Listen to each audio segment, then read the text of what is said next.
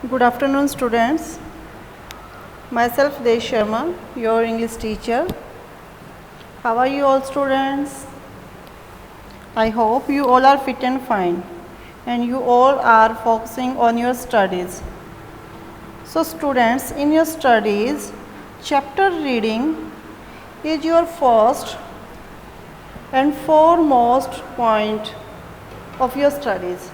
If you read a chapter thoroughly, then you can answer any question, है ना? So in this video today we will read your chapter 7 from your book First Flight, and the name of this chapter is Glimpses of India. कि India की glimpses, glimpse सब आपको पता है क्या होता है, इसका मीनिंग होता है दृश्य, थोड़ी सी झलक, ठीक है, इंडिया की एक झलक। अब वो झलक कौन कौन सी जगह के बारे में बताया गया है इस चैप्टर में। In your chapter we will discuss first of all the story, a very short story, a baker from Goa, and in second part we will know about Coorg, that is the name of a place, and in third part its name is tea from Assam, कि असम में जो हमारी tea plantation है उनके बारे में काफ़ी deeply बात की गई है। So first of all I will take your part first. The name of the chapter is glimpses of India and the name of the part first is a baker from Goa. कि जो गोवा हमारी city है वहाँ पे सबसे जो main काम है, जो जिस चीज़ की याद हमारे ऑथर हैं बेकर फ्रॉम गोवा के लुसियो रोड्रिग्यूज, ये हमारे ऑथर हैं इस चैप्टर के। तो गोवा में जो बेकर्स हैं, जो बेकरी का काम करते हैं, ब्रेड्स बनाते हैं, उनके बारे में है ये स्टोरी कि वहाँ पे कितनी तरह की ब्रेड्स बनती हैं, बच्चों को कौन सी पसंद होती हैं, बड़ों को कौन सी पसंद होती हैं, व्हाट आर देयर लाइकिंग्स, ठीक है। तो उसके बारे में ये इन्फॉर्मेशन देगा हमें पार्ट। एज वी नो कि जो गोवा हमारा पार्ट है वो पोर्टुगीज़ के अंदर रहा है, उनके रूल में रहा है, कि वहाँ पे जो काफ़ी सारे लोग हुए हैं वो पोर्टुगीज़ हैं, यानी कि जो पुर्तगाल से लोग आए हुए थे वहाँ पे ये लोग बहुत ज़्यादा मिलते हैं, ठीक है। तो this is a pen portrait of a traditional Goa village baker who still has an important place in his society. की जो सोसाइटी है, गोवा की जो सोसाइटी है, वहाँ पे आज भी बेकर्स का एक baker has an important place, ठीक है। तो उन बेकर्स के बारे में यहाँ पे बिल्कुल एक पोर्ट्रेट बनाया गया है। पेन पोर्ट्रेट मीन्स भी आप किसी को पोर्ट्रेट कर रहे हो, किसी को डिस्क्राइब कर रहे हो। Pen means in written form, portrait of a person in written form, ठीक है। So let's start our chapter. Our elders are often here reminiscing nostalgically about those good old Portuguese days. Reminiscing nostalgically मतलब thinking fondly of the past, कि जो गोवा में लोग रहते हैं वे अपने ओल्ड पोर्टुगीज़ डेज के बारे में सोचते रहते हैं। अब नॉस्टैल्जिया क्या होता है? ये वो फीलिंग होती है जिसमें हम पास्ट को याद करते हैं, काफ़ी खुश होकर पास्ट को याद करते हैं हम। तो जो गोवा में बड़े बूढ़े लोग हैं वो आज भी पुराने दिनों को याद करते हैं। The Portuguese and their famous loaves of bread, और ब्रेड के उन ब्रेड्स को याद करते हैं। Those eaters of loaves might have vanished, कि उस टाइम पे जो उनके ईटर्स थे हो सकता है कि वो वैनिश हो गए हों, वो मर गए हों, कि पहले के जो आदमी थे वो उस टाइम पे जो आदमी थे वो मर चुके हैं। But the makers are still there, पर जो ब्रेड मेकर्स हैं, लॉज मेकर हैं, वो तो अभी भी हैं। And those who bake the loaves, those age old time tested furnaces still exist, और जो फर्नेसेस होती थी, जो भट्टियाँ होती थी जहाँ पे ब्रेड्स को बेक किया जाता था, वो अब भी एग्जिस्ट करती हैं। The fire in the furnaces has not yet been extinguished. Extinguished means put off, कि उन फर्नेसेस के अंदर जो आग होती थी वो अभी भी बुझी नहीं है। द थर्ड and jingle of the traditional bakers bamboo heralding his arrival in the morning can still be heard in some places. Heralding means announcing. कि जो गोवा में बेकर होते हैं, कि मान लिया ये कोई पर्सन है, ये कोई बेकर है, ठीक है, तो ये क्या करते थे, अपने कंधे के ऊपर एक ऐसे स्टिक रखते थे, स्टिक को पकड़ के रखते थे वो, और यहाँ पे ऐसे अटैच करके ऐसे बास्केट रखते थे, इसके अंदर ब्रेड्स होती थी। तो जो बेकर होते थे वो अपने ऊपर एक ऐसे बैम्बू स्टिक रखते थे, बांस की स्टिक रखते थे, एक उसके साथ बास्केट अटैच होती थी, इसमें ब्रेड्स वगैरह रखी होती थी। और ये जो बैम्बू स्टिक है ये शोर करती थी क्योंकि ये बंधी हुई थी इसके साथ, ठीक है। तो झांग झांग जो साउंड आती थी, जिंगलिंग की जो साउंड आती थी, उससे पता चल जाता था, और वो साउंड अभी भी वहाँ पे सुनाई देती है। May be the father is not alive but the son still carry these on the family profession.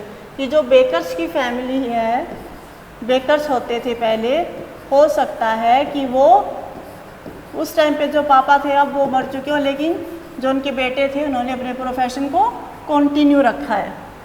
These bakers are even today known as pader in Goa. और जो बेकर्स होते थे उनको गोवा में अब भी पैडर कहा जाता है, कि जो बेकर्स होते हैं उनको पैडर नाम से जाना जाता है। During our childhood in Goa, the bakers used to be our friend, companion and guide. He used to come at least twice a day. कि जो बेकर होते थे वो दिन में 2 बार आते थे। Once when he set out in the morning on his selling round, and then again when he returned after emptying his huge basket. कि वो अपनी बास्केट को कंप्लीट करके जाते थे, इसको बेचने के लिए जाते थे, और जब वापस आते थे तो बिल्कुल एम्प्टी होती थी, there is nothing in it, इसके अंदर कुछ नहीं होता था। द जिंगलिंग थर्ड of his bamboo woke up from sleep and we ran to meet and greet him. Greet means welcome, कि जब भी हमें उसकी साउंड सुनाई देती थी हम भागते थे उसके वेलकम के लिए। वाई वॉज इट सो, ऐसा क्यों होता था, हम क्यों भागते थे। Why did we run, was it for the love of the loaf, क्या वो ब्रेड के लिए हमारा प्यार था। नोट एट ऑल, नहीं ऐसा नहीं था। The loaves were bought by some पैस्किन और बेस्टिन, ये पोर्टुगीज लैंग्वेज में नेम है बेटा, these are names of maid servant. कि जो लोव्स थे, ब्रेड थे, वो तो कोई भी मेड सर्वेंट ले लेती, हम तो किसी खास चीज़ के लिए वेट करते थे, लॉन्च करते थे, मीन्स वेट करना किसके लिए, ब्रेड बैंगल्स, कि ऐसे ऐसे करके भी वहाँ पे ब्रेड्स होती थी, ठीक है। तो उनको ये वाली अच्छी लगती थी, इनको ब्रेड बैंगल्स नाम दिया गया है। The baker made his musical entry on the scene with the jhang jhang sound of his specially made bamboo staff. One hand supported the basket on his head and the other bamboo on the ground, कि एक से वो bamboo stick पकड़ा रहता था और एक से बास्केट को अच्छे से पकड़ता था।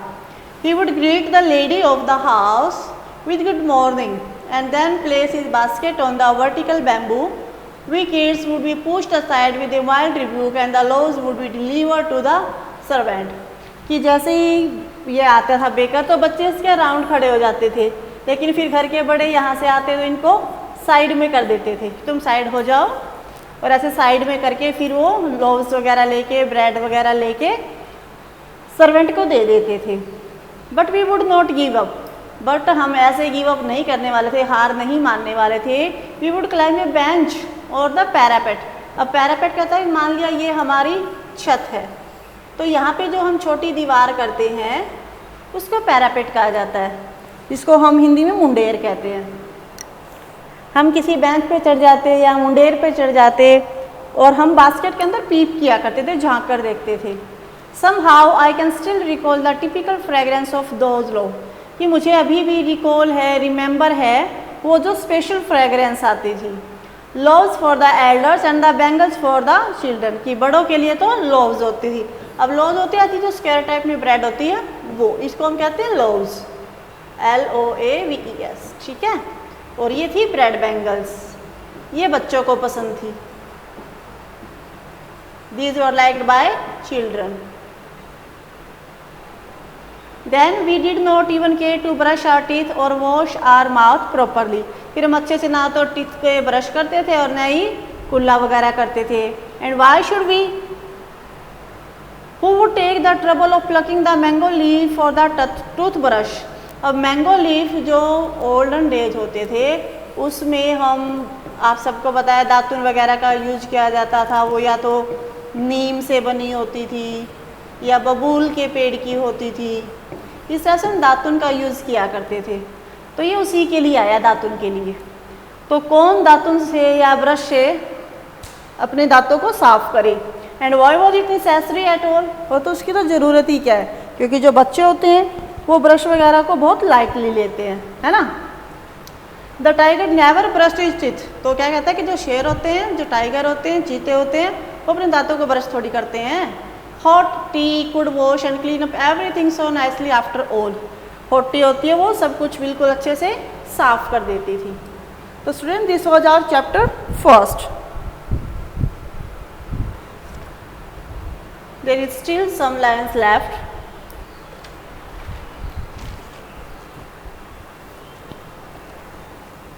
Okay, these were the lines. Marriage gifts are meaningless without the sweet bread known as the bowl. कि जो गोवा है वहाँ पे ब्रेड इतनी पॉपुलर है कि जो मैरिज गिफ्ट होते हैं उनके अंदर भी ब्रेड्स दी जाती है, और उन ब्रेड्स को क्या कहा जाता है, बोल। जस्ट एज ए पार्टी और a feast loses its charm without bread, कि बिना ब्रेड के तो वहाँ पे आप किसी चीज़ को इमेजिन कर ही नहीं सकते। Not enough can be said to show how important a baker can be for a village. The lady of the house must prepare sandwiches on the occasion of her daughter's engagement, कि किसी की अगर बेटी की engagement भी है तो वो उसकी वहाँ पे सैंडविच वगैरह को प्रिपेयर करती है with the help of bread. Cakes and bolinhas are a must for Christmas as well as other festival. और क्रिसमस और अदर फेस्टिवल पे केक्स बनते थे, बोलिनाज ये भी टाइप ऑफ ब्रेड है। Thus the presence of the baker's furnace in the village is absolutely essential. Essential, important. ठीक है, वेरी इंपॉर्टेंट।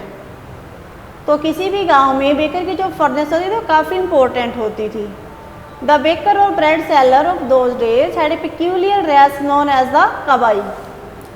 जो पैडर होते थे, जो बेकर हैं, उनकी एक खास तरह की ड्रेस होती थी, and the name of that dress is kabai. It was a single piece long frock reaching down to the knee. ये सिंगल पीस होती थी, फ्रॉक की तरह लगती थी और ये नीज तक आती थी। In our childhood we saw bakers wearing a shirt and trousers were shorter than full length ones and longer than half pants. अब राइटर कहते हैं कि जब मैं छोटा था तो मैंने बेकर्स को शॉर्ट पैंट्स में देखा है, ठीक है, जिनको हम कैपरी कहते हैं, कि वो उतनी लेंथ की पैंट पहनते थे। Even today anyone who wears a half pant which reaches just below the knees invites the comment that he is dressed like a pedder. कि अगर अब भी कोई इतनी लेंथ की हमें पहने हुए कपड़े मिलता है तो हम उसको कहते हैं कि वो तो एक पैडर है। The baker usually collected his bills at the end of the month. Monthly accounts used to be recorded on some wall in pencil. तो ये बताया गया कि वो कैसे अपना जो बिल है उसको मेंटेन करते थे। वो कैसे करते थे कि मान लिया ये दीवार है तो यहाँ पे वो लिखते रहते थे, ऐसे पेंसिल के साथ लिखते थे।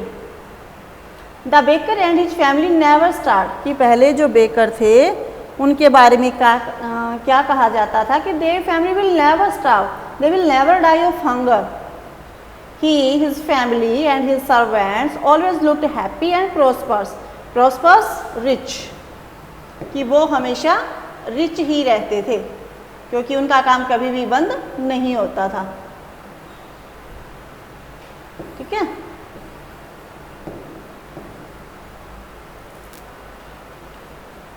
Their plum physique was an open testimony to this, कि वो जो पैडर होते थे, जो ब्रेड वगैरह का काम करते थे, वो फिजिक जो उनका फिजिक था, फिजिकल उनका कैसे होता था, वो प्लम्प होते थे। प्लम्प जो होते हैं थोड़े हेल्दी होते हैं, जिनका थोड़ा पेट बाहर निकला हुआ होता है, ठीक है। उनका सबसे बड़ा सबूत उनकी हेल्थ ही होती थी। Even today any person with a jackfruit like physical, अब जैक फ्रूट क्या होता है, इस शेप का होता है, जिसको हम कटहल कहते हैं। तो अगर आज भी ऐसा कोई पर्सन दिखाई देता है कि मान लिया ये पर्सन है और इसका पेट अगर ऐसे है, ऐसे वो मोटा है, तो उसको क्या कहा जाता है कि ये तो बिल्कुल एक बेकर के जैसा है। ठीक है, तो student this was our part first of lesson 7। Now we will take its second part. जो this is our second part. This part is about Coorg.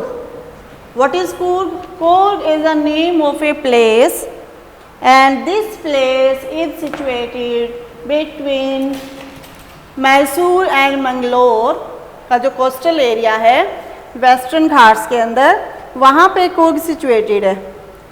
तो ये जो प्लेस है काफ़ी हेवनली प्लेस है, बहुत अच्छा प्लेस है।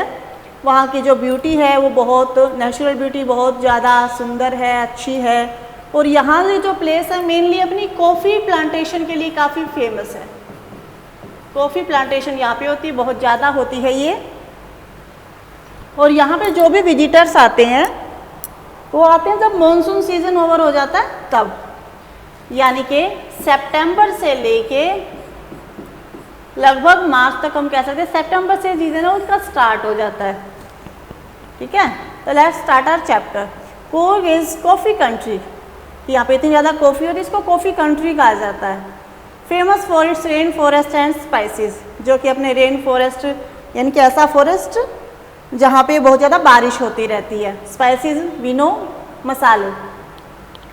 Midway between Mysore and the coastal town of Mangalore sits a piece of heaven that must have drifted from the kingdom of God.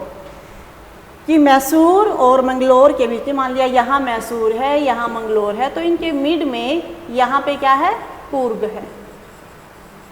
ठीक है, इनके बीच में ये सिचुएटेड है। तो इनके बीच में सिचुएटेड है, तो उसके बाद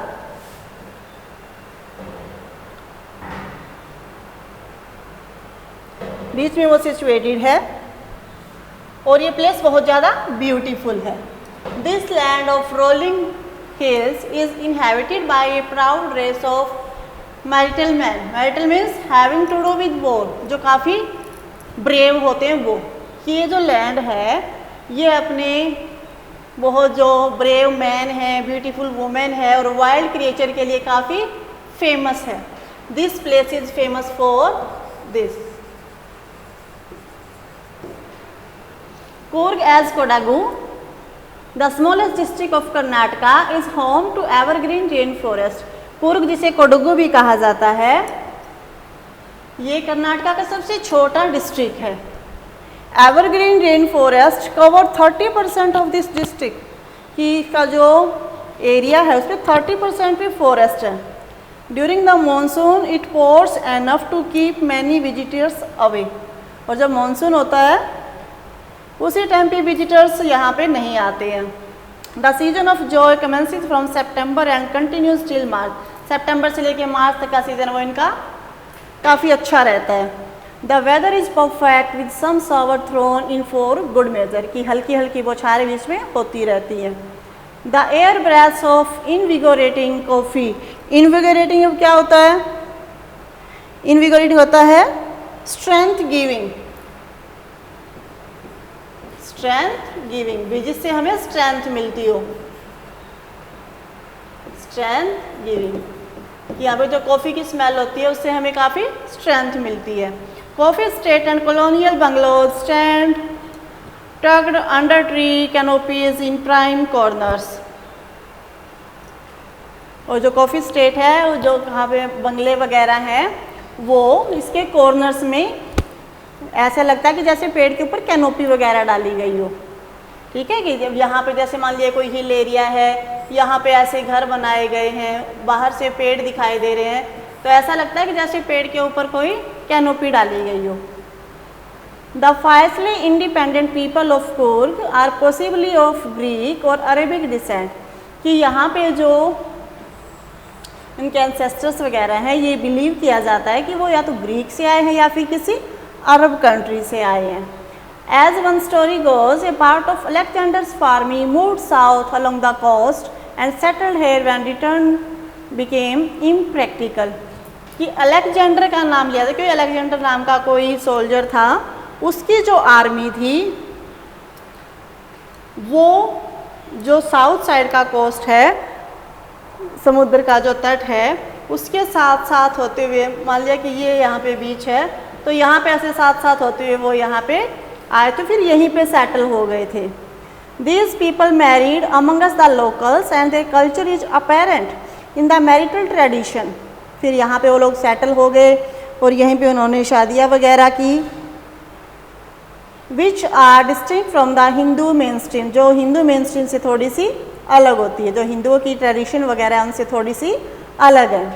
The theory of Arab origin always quote from the long black coat, कि जो इनका ओरिजिन है वो इनकी स्पेशल ड्रेस दिखा रही है वो ऐसी होती है, और इसी के बारे में एक्सप्लेन किया हुआ है कि जो इनका कोट है वो लंबा ब्लैक कलर का होता है with an embroidered waist belt worn by the Kodavus, और उनके द्वारा वो वियर किया जाता है, पहना जाता है। नोन एज कूपिया, कि जो यहाँ पे लोग हैं जो ऐसे कपड़े पहनते हैं उनको कूपिया कहा जाता है। It resembles the kuffia worn by the Arabs and Kurds, कि जो लोग हैं वहाँ के कुर्ग के जो वो लॉन्ग कोट पहनते हैं और उसके ऊपर से जो एम्ब्रॉयडर्ड वेस्ट बेल्ट होती है उनकी, वेस्ट बेल्ट है उनकी, वो किससे मैच करती है? कूफिया से। ठीक है, वो कूफिया से मैच करती है जो कि अरब साइड की जो कंट्री है वहाँ पे पहनी जाती है। Coorgi homes have a tradition of hospitality and they are more than willing to recount numerous tales of valour related to their sons and fathers. जो कुर्गिज हैं वो काफ़ी अच्छी हॉस्पिटैलिटी करते हैं, मेहमान नवाजी करते हैं। And they are more than willing to account, और वो और भी ज़्यादा करने की कोशिश करते हैं, और वो अपने बेटों की, अपने पिता की जो स्टोरीज हैं, वैलोर क्या होता है? ब्रेवरी होता है। ठीक है, वैलोर इज ब्रेवरी, वो उनकी ब्रेवरी की स्टोरी सुनाते हैं। The Coorg regiment is one of the most decorated in the Indian army. जो हमारी इंडियन आर्मी है उसमें जो कूर्ग रेजिमेंट होती है वो सबसे ज़्यादा डेकोरेटेड होती है। And the first chief of the Indian army general Cariappa was a Coorgi, और जो हमारे इंडियन आर्मी में फर्स्ट जनरल थे वो भी कुर्ग से बिलोंग करते थे। Even now Kodavus are the only people in India permitted to carry fire arms without a licence. कि कोडावूज में, ये जो कोडावूज हैं कुर्ग में जो रहते हैं, यही ऐसे लोग हैं जिन्हें फायर आर्म्स का काम मिला हुआ है, जो वो अलग अलग से करतब दिखाते हैं अपने, वो बिना लाइसेंस के वो चीज़ कर सकते हैं। फायर आर्म्स का होता है वेपन्स होते हैं, हथियार होते हैं। What is fire arms? It is weapons. बिना लाइसेंस वो उनका यूज़ करते हैं।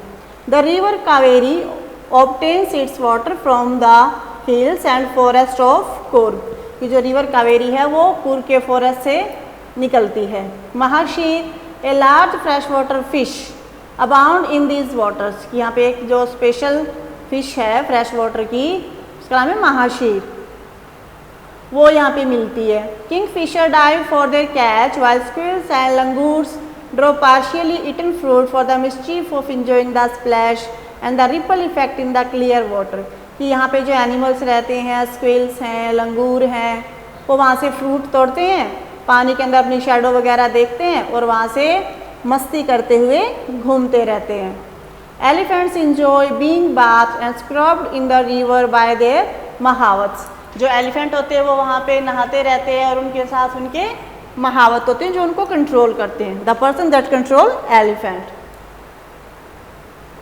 The most laid back individual became converts to the life of high energy adventure with river rafting, कि यहाँ पे एडवेंचर भी काफ़ी ज़्यादा है और वो रिवर राफ्टिंग की जाती है, यहाँ पे कैनोइंग की जाती है, रेपेलिंग की जाती है, रॉक क्लाइंबिंग, ये सारे एडवेंचरस वर्क्स हैं एंड माउंटेन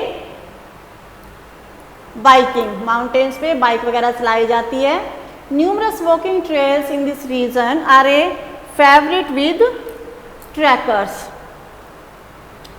और यहाँ पे काफ़ी सारी मात्रा में लोग हैं वो वॉक करते रहते हैं। और जो फेवरेट एरिया है ट्रैकर्स का, यानी कि यहाँ पे जो पहाड़ वगैरह हैं उनके ऊपर भी लोग चढ़ते रहते हैं। Birds, bees and butterflies are there to give you company, वहाँ पे आपको कंपनी देने के लिए सारी चीज़ें हैं। Mosquitoes, Malabar squirrels, langurs and slender lories keep a watchful eye from the tree canopy। और जो पेड़ यहाँ पे हैं वो आपको वहाँ से देखते रहते हैं। ये होता है monkeys, accused monkeys। ये सारे पेड़ों पे बैठे रहते हैं और जो कोई भी वहाँ से मूव करता है, वैंडर करता है, उनको देखते रहते हैं। I do however prefer to step aside for wild animal, यानी कि जो वाइल्ड एनिमल उनसे दूर रहना ही पसंद करता हूँ। The climb to the Brahmagiri hills brings you into a panoramic view of entire misty landscape of Coorg। कि जो ब्रह्मगिरी हिल्स है वहाँ पे आके जब आप सीन देखते हैं तो वो आपको काफ़ी पेनोरमिक यानी कि view of wide area of land, वहाँ के आपको काफ़ी अच्छा सीन दिखाई देता है। A walk across the rope bridge leads to the 64-acre island of Nisarga धाम। कि यहाँ पे निसर्ग धाम आइलैंड है और वो 64 एकर्स में है और वो बाकी एरिया से किससे जुड़ा हुआ है? रोप ब्रिज से। निसर्ग धाम कूर्ग के अंदर एक जगह है जो कि रोप ब्रिज के साथ अटैच है। और वहाँ पे कौन है? बुद्धिस्ट मॉन्क्स है, जो बौद्ध धर्म में विश्वास रखने वाले भिक्षु होते हैं, वो वहाँ पे रहते हैं। ठीक है। At nearby Bylakuppe is a bonus, और उसके पास पे जो तिब्बत सेटलमेंट है, तिब्बत से आए हुए लोग हैं वो वहाँ पे रहते हैं। The monks in red ochre and yellow robes, ochre means एक कलर, जो येलो सा कलर होता है ना जिसको हम कहते हैं भगवा कलर कहा जाता है, नेम ऑफ ए कलर है ये, हिंदी में इसको कहा जाता है भगवा, जो योगी वगैरह पहनते हैं। ठीक है। Are amongst the many surprises that wait to be discovered by visitors searching for the heart and soul of India right here in Coorg. कि यहाँ पे जो बुद्धिस्ट मॉन्क्स वगैरह हैं, यहाँ पे वो लोग आते हैं जिन्हें माइंड ऑफ पीस की रिक्वायरमेंट होती है, जो मेडिटेशन वगैरह करते हैं। They came here in search of peace, in search of their soul. वो यहाँ पे आते हैं, फिर यहाँ पे मेडिटेशन वगैरह करते हैं, जिस चीज़ के बारे में उन्हें नॉलेज चाहिए होती है वो नॉलेज को अपनी गेन करते हैं। This was our second part and here comes your part third, tea from Assam. जो फर्स्ट पार्ट था वो था हमारा गोवा के बारे में, सेकंड था हमारा कूर्ग के बारे में, और थर्ड है हमारा असम के बारे में। अब जैसे कूर्ग तो फेमस था अपनी कॉफ़ी प्लांटेशन के लिए, ऐसे ही असम फेमस है अपने टी के लिए, और गोवा फेमस था अपने बेकरी के लिए, मेनली ब्रेड के लिए ये फेमस था। So in this chapter, Pranjal, a youngster from Assam, is Rajveer's classmate at school in Delhi। यहाँ पे दो लड़के हैं, प्रांजल है, राजवीर है, जो दिल्ली स्कूल में साथ में पढ़ते हैं। प्रांजल है वो असम का ही नेटिव है। ठीक है, वो दोनों यहाँ पे आए हैं। Pranjal's father is the manager of a tea garden in Upper Assam and Pranjal has invited Rajveer to visit his home during the summer vacation। कि प्रांजल ने राजवीर को इनवाइट किया है कि come friend and we will see Assam, we will see its tea plantation, this is a very beautiful place, come here and enjoy it. तो वो आ रहे हैं वहाँ पे। तो जब उनकी ट्रेन स्टॉप होती है वहाँ का सीन डिस्क्राइब किया गया है। Chai garam chai, a vendor called out in a high pitched voice. He came up to the window and asked, chai sahib. वो उनसे पूछ रहा कि साहब क्या चाय लोगे? Give us 2 cups, Pranjal said. They sipped the steaming hot liquid. Sipped इनके घूट लेना, उन्होंने गर्मा गर्म लिक्विड की घूट ली। Almost everyone in their compartment was drinking tea too. Do you know that over 80 crore cups of tea are drunk every day throughout the world? Rajveer said. तो राजवीर कहता है कि क्या तुम्हें पता है कि पूरे वर्ल्ड में लगभग रोज 80 करोड़ कप टी की पी जाती हैं। व्यू जब हम कोई भी सरप्राइज होके कहते हैं ना, to so surprise, exclaimed Pranjal. Tea really is very popular. The train pulled out of the station. Pranjal buried his nose in his detective book again. तो जो प्रांजल था वो क्या रीड कर रहा है? डिटेक्टिव बुक रीड कर रहा है। पहले उन्होंने चाय पी और जब ट्रेन स्टार्ट होगी तो फिर से अपनी वो रीडिंग का काम स्टार्ट कर देता है। Raji too was an ardent fan of detective stories. Ardent means love करना, वो भी काफ़ी ज़्यादा क्यूरियस था उस बुक को पढ़ने के लिए, कि वो भी अपनी बुक पढ़ना, उसकी बुक पढ़ना चाहता था। But at the moment he was keener on looking at the beautiful scenery. लेकिन इसकी बजाय वो जो बाहर का सीन था उसको देखने में ज़्यादा इंटरेस्टेड था। It was green everywhere. Rajveer had never seen so much greenery before. अब राजवीर ने तो ऐसी ग्रीनरी पहले कभी नहीं देखी थी। Then the soft green paddy fields gave way to tea bushes. कि पहले जब वो ट्रेन में थे उन्हें पैडी फील्ड्स दिखाई दे रहे थे, जो राइस के फील्ड होते हैं वो दिखाई दे रहे थे, लेकिन धीरे धीरे वो पीछे जाते गए। उसके बाद उन्हें टी बुशेज वहाँ पे दिखाई देने लग गई थी।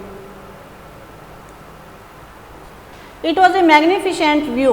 Against the backdrop of densely wooded hills, a sea of tea bushes stretched as far as the eye could see. कि वहाँ पे जहाँ तक हमें दिखाई देता था, we can see tea plantations, tea fields, tea bushes. Dwarfing the teeny tea plants were tall, sturdy shade trees, and amidst the orderly rows of bushes, busily moved doll-like figures. Dwarfing यानी कि tiny, बहुत छोटा, very small.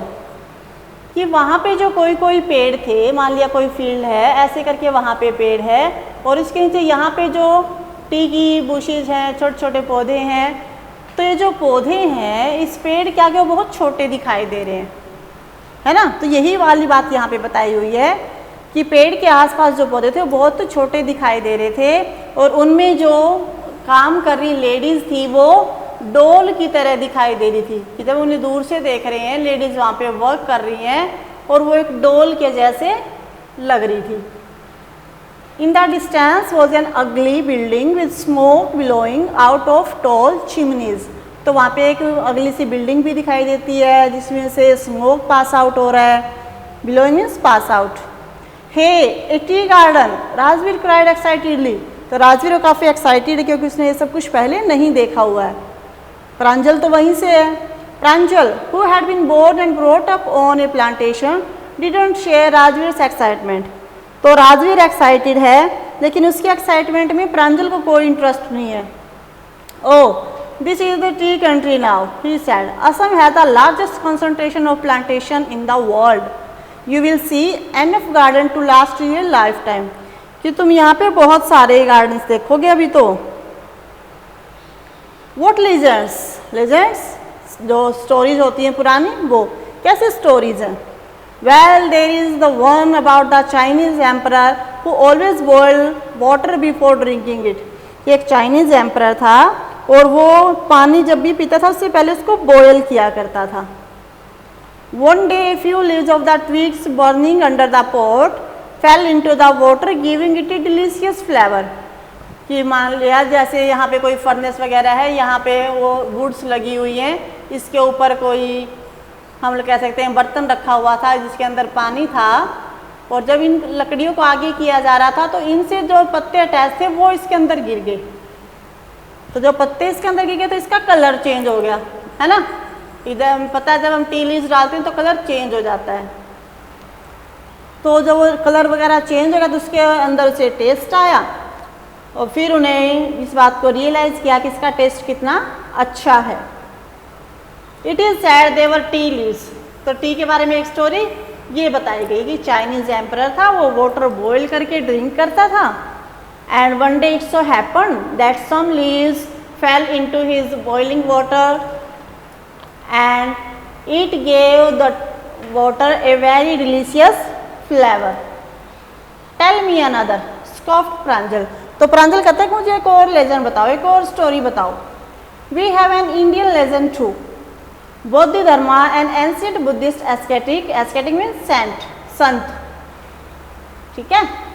Cut off his eyelids because he felt sleepy during meditation, कि एक Buddhist था जिसका नाम है बौद्ध धर्मा और उसने मेडिटेशन के टाइम पे उसको नींद आती थी, इसलिए उसने अपनी जो आईलिड्स थी उनको कटवा दिया था। 10 T plants Guru out of the eyelids, तो उसकी जो आईलिड्स थी वहाँ से 10 टी प्लांट्स हो गए थे, पैदा हो गए। The leaves of these plants when put in hot water and drank banished sleep, और उन जो प्लांट के लीव्स थे उनको हॉट वाटर में डाला गया और उसके बाद ही फिर उसे नींद आई थी।